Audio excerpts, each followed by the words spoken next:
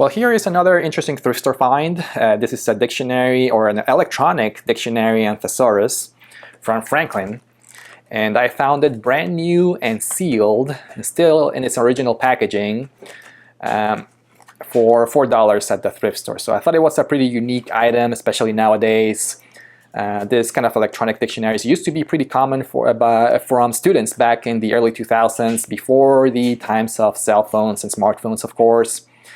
So I thought it was a pretty unique item. And here in the side, it looks like somebody tried to get in through the side of the pack. But as far as I can tell, everything is still intact. So in this video, I'm going to be doing a quick unboxing. I'll test it to see if it still works. And I'll show you all the functionality of the electronic dictionary. And at the end of the video, I'm going to tell you why I still use dictionaries like this. Or I should say, this guy. This is my standard paper-based dictionary that I still use when I read. And at the end of the video, I'm gonna tell you everything that or all the reasons why I still use an actual dictionary like this. Again, I'll save that for the end of the video. And maybe in the future, I'm gonna start using this one instead. But anyways, here is the package. As you can see, it comes from a company called Franklin, and it does uses the Merriam-Webster definitions for the dictionary. And it does have 100,000 words defined and 500,000 synonyms and antonyms, which is quite an improvement over this standard version of the dictionary, the paper-based one that has only 75,000 definitions. And again, pretty common or aimed at high school students. So it does have a feature here called SAT Tutor, so to help you with the SATs. And again, it uses the Merriam-Webster dictionary for definitions. And it does have some additional features like learning exercises and an organizer, so you can replace your Rolodex for your data bank. So we'll take a closer look at that later. And it looks like you could also expand it using a computer. I don't think I'm going to be testing out this feature because I don't have really a vintage computer to test this out. And I don't really feel like downloading their software or anything. But anyways, in this video, I'm going to be doing first of all, the unboxing. So let's go ahead and unpack this dictionary from back in 2004.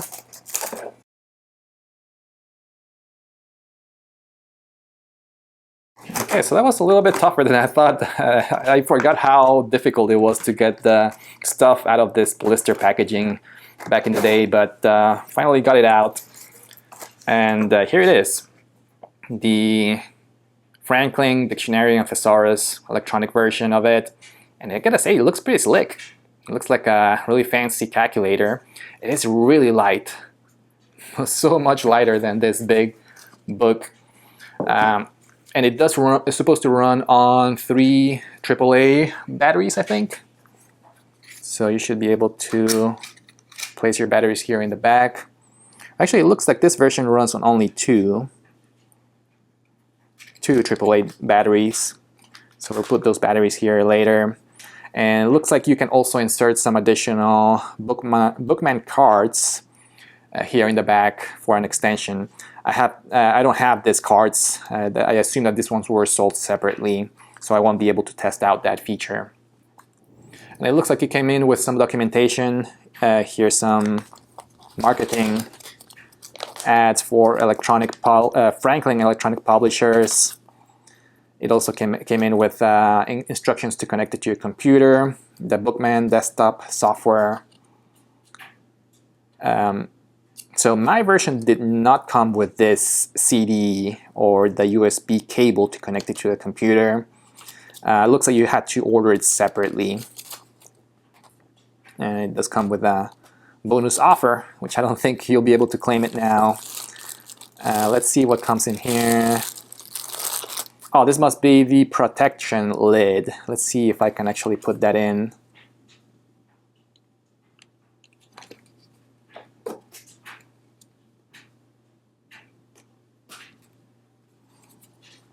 And there it is. Now it is safely protected in case you drop it or something. I don't know if I'll be using this lid, as it might be a little too annoying to open up and close every time. But it is there in case you want to use it.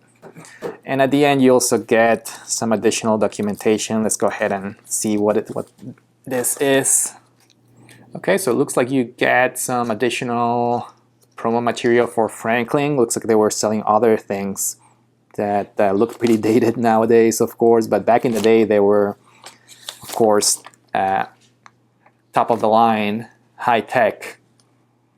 More dictionaries, bilingual dictionaries, and some products for kids, and a $5 coupon. And you get two manuals, one in English and one in Spanish. So a pretty comprehensive guide here how to use the electronic dictionary. All right, so I already put in a couple of AAA batteries here at the back of the electronic dictionary. And I have been playing around this for a few hours. So I think I'm able to give you my final or my initial quick overview of the functionality of the dictionary and my final review of it. But first of all, the design of this. Starting with the lid. I think you need the lid mainly to prevent accidentally pressing the power button, because this power button is actually pretty sensitive.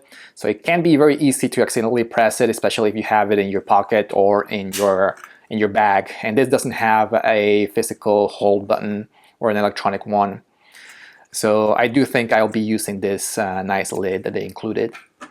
The design of this is amazing. It's very reminiscent of those older BlackBerry phones from back in the day. So you have your full physical keyboard here in the bottom, you have an LCD screen here at the top, power button, and you have your left and right selectors here in the bottom of the keyboard, and you have up and down here on the side. That's the only part of the design that I don't like of this electronic dictionary. I'm not sure why they included the up and down here on the side. I wish they had included those two here next to left and right. But anyways, this thing is super light. Even with the batteries, it's incredibly light. It's very narrow as well.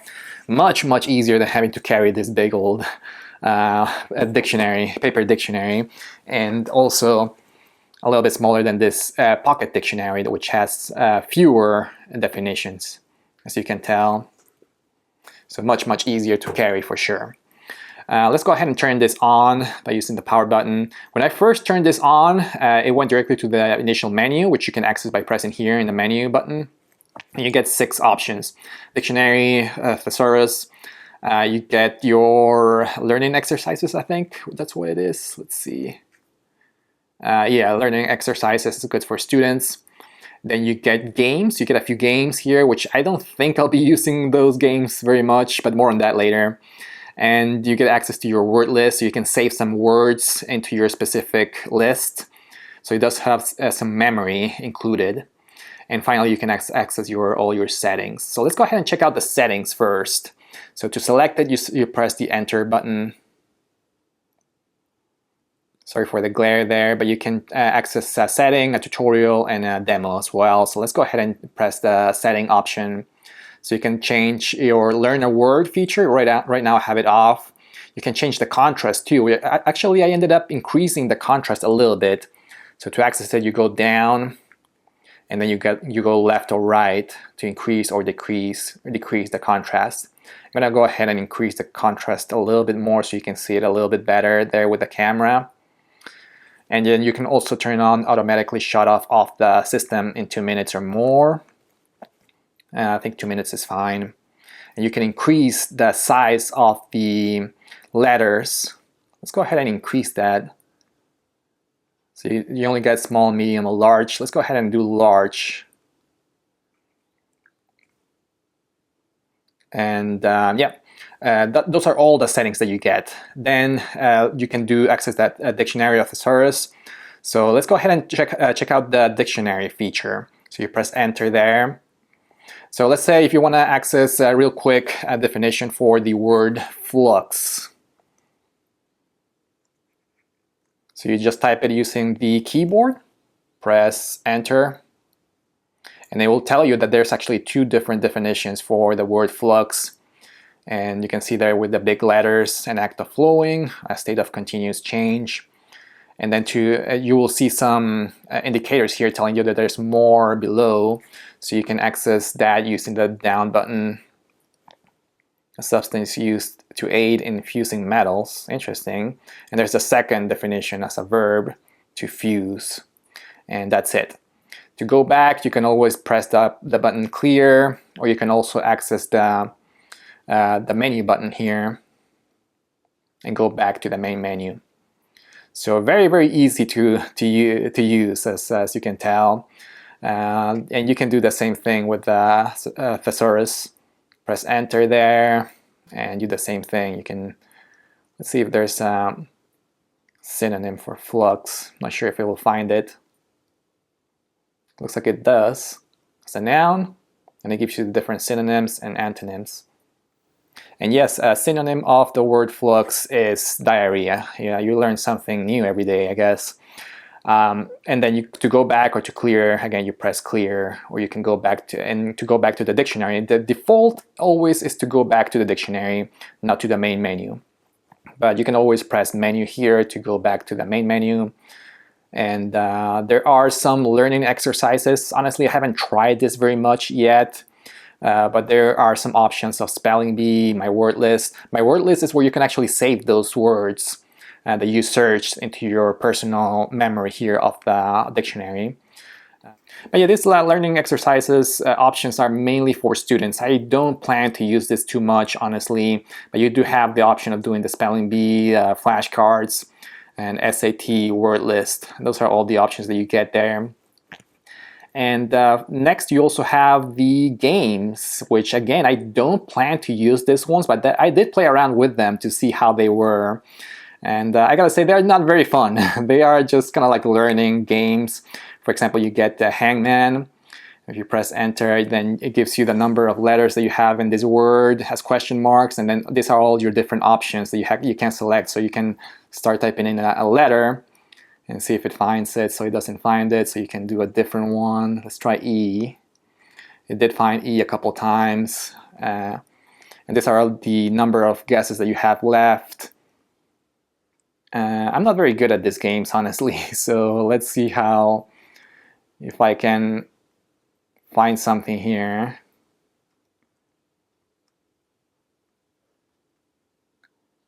Okay, so the word starts with HE and ends with GE. Again, I'm not good at these words at all, so let's see if I can find it. I have only one option left, and I missed it. And it gives you this fun animations here at the end in case you miss or if you win. And I got hanged there. Again, and the word was hedge. I should have known that. Again, I'm not very good at those games. But anyways, so that was the first game. Then you also have anagrams. This one is a little bit tougher even. So let's see if we can... so the idea is that you can build a different word using the same letters in this word commercial. And yeah, it is kind of tough, so I'm gonna just skip that one. And let's see, what's the next game? Word train. This one I've never seen before, but it tells you all aboard, and it gives you this little train that floats in, that comes into the left side, from the right to the left, and then you start typing a letter. And the idea is that it will start building a word based on the initial letter. So let's say if I do B, then it will give you the next letter, BI, and let's see if I do L. And you kind of have to guess what the word is going to be based on those letters. I think it's going to be bilingual. Let's see if I win this one. Yeah, I think that's what's gonna be. So if you win, it will give you a hole-in-one in this case, in that little animation. That's kind of neat. Let's go back to the menu. What's the next game? The next game is Word Builder. Enter your letters. I can't remember how this one worked, but I think you give it like a few letters and it will build a word based on those random letters. So you can say like P, L.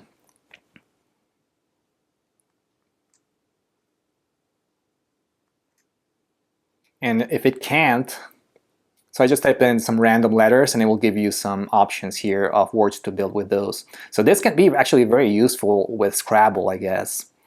And if it doesn't find any words, it will just give you an error message. So kind of neat. if you want to cheat, I guess, with Scrabble. So the next game is Jumble. And it will give you a few letters, and then you have to guess the word based on those letters to use. So it gives you GDO. So there's several words that you can think of with those 3 letters. Let's say dog, and it will give you correct, and then you can do God.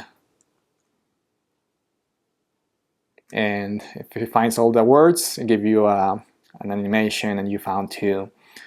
And let's see, what's the next game? I think the next game is One Player Link 4, which is essentially the same thing as Connect 4, which is kind of difficult to play here with this kind of like little LCD screen, but it does work. So the idea is that you press or you use the left and right to put in your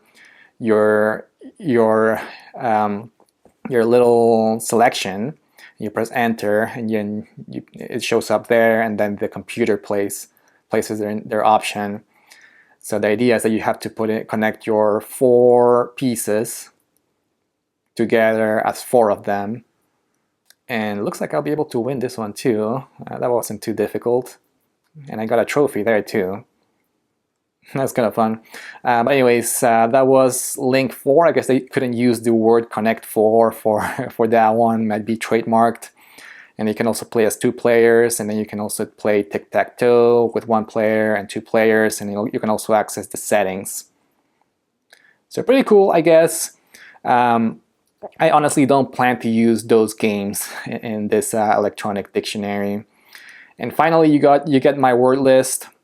It's where you can save your words. I saved the word before just to test it out, so you can access your list of words that you saved. In this case, I saved the word skill. And you can go back and see the definition of that word. So that's it for all the different functions of this Franklin Electronic Dictionary. I gotta say I'm pretty happy with it. I do plan to use this quite a bit, mainly for the dictionary and the thesaurus. I think that's something that I still use nowadays. As I mentioned before, I still use this a physical version of this dictionary. And when I travel, sometimes if I don't want to carry the whole thing, I bring this guy, again, much smaller. But this one will be even a lot more portable. So why do I use a dictionary now in 2025? I've actually been using this quite a bit for the last few years when I am at home, especially at night reading. I am not against technology. I know that you can access all your definitions online through your cell phone, smartphones, computers. But I'm trying to cut down on my usage of my cell phone, especially at night. Because sometimes, especially when I look for something online on my phone, like say if I want to find a definition of a word, if I use my phone, I end up getting distracted pretty easily. I go into Instagram, I go to social media, and all of a sudden I get sucked into this black hole of just doom scrolling. And at the end, I just waste a lot of time, and sometimes it even affects or impacts my ability to sleep well at night. So I've been using this quite a bit to just unplug and be able to just focus on what I'm doing right now, which is just read a good book at night. So I've been using this one as well, a lot smaller. And I think this might help too, especially because it doesn't have a full bright computer screen staring at you. So I don't think this is going to bother me as much as a cell phone does. It's pretty much straight through typing in your definition. It doesn't have a big light pointing into your eyes or anything. So I think this is going to be pretty good and much more portable to carry around. So that's why, one of the reasons why I still use a dictionary now in 2025. I do encourage everybody to do the same thing. I think it's better for your mental health. And especially if you're trying to be more of a digital minimalist nowadays and to stop using your cell phone so much and stop relying so much in smartphones overall. Anyways, that's my overview of the Franklin Dictionary. I do give it a thumbs up. It's a really great and interesting thrift store find. Thank you for watching and see you next time. Bye-bye.